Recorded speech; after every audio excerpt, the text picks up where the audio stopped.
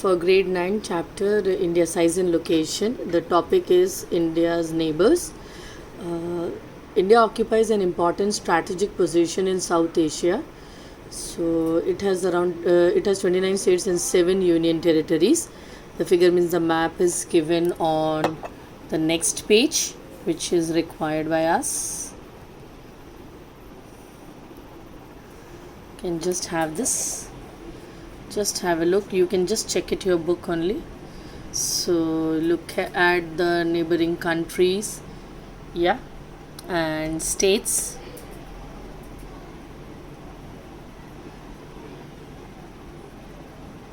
We have 29 states because right now Ladakh and Jammu and Kashmir has been separated.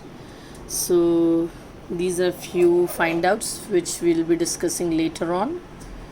Let's continue with this. India share its boundaries with Pakistan and Afghanistan in the northwest China.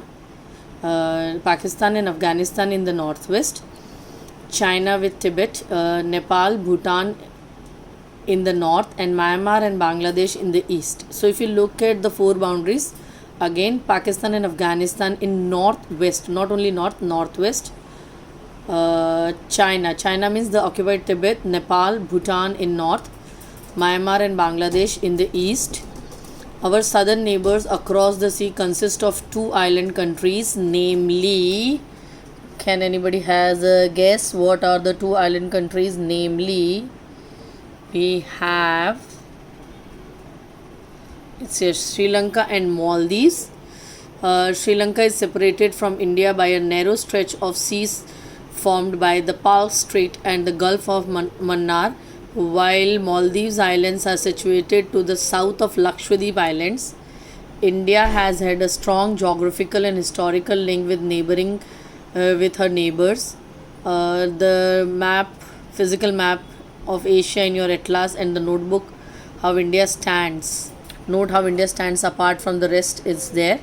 So this is only the map of India. You can just go through the map of the world map and the whole world to just understand how it is having economical relations with other countries. Before 1947, there were two types of states in India. This is something very important you need to remember.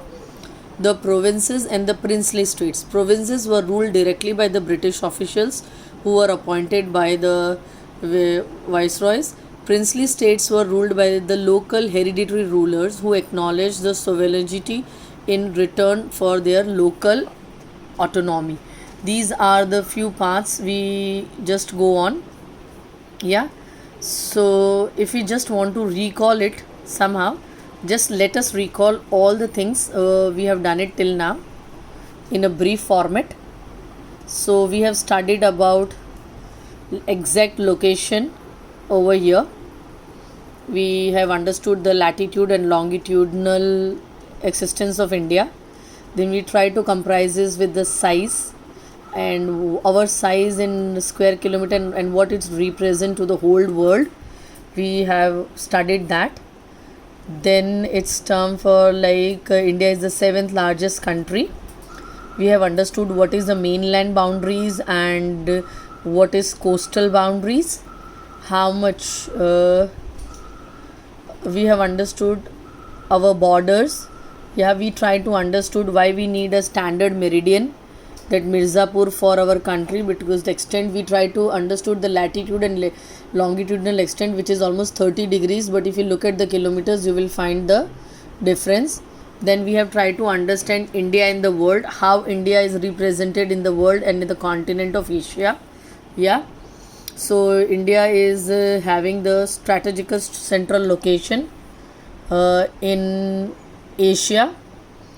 So we have Africa and Europe from the west coast, with Southeast and East Asia from the east coast. So we have understood the South Indian boundaries. Since the opening of the Suez Canal in 1869, India's distance from the Europe has been reduced by 7,000 kilometers, which has impacted the trade and relation between the other countries. This is a graph which represents the size of India, and we can compare it to the world.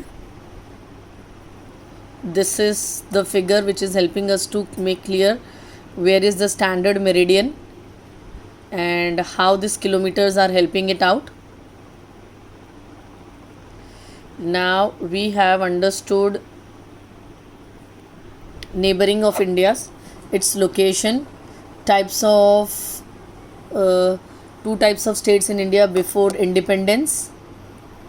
Yeah, and this is the country. Here we can, nowadays we have Ladakh, a separate states. That way 29 states are there.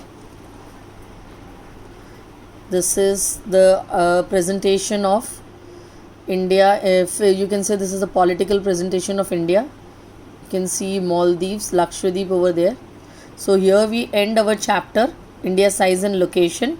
We'll be continuing with some next chapter in the coming videos. So here I end up.